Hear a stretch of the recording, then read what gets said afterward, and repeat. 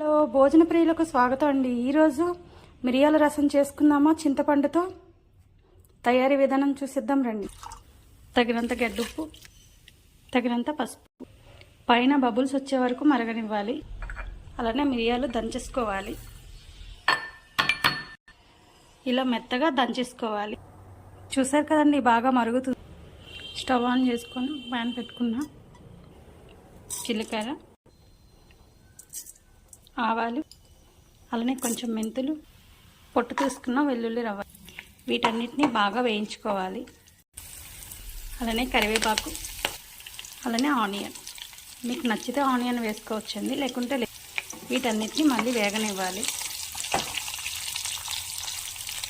దంచి పెట్టుకున్న pepper powder, అదే నల్ల మిరియాలండి, వీటన్నిటిని ఒక్కసారి వేగనివ్వాలి. చింతపండు ఇలా వేసుకోవాలండి.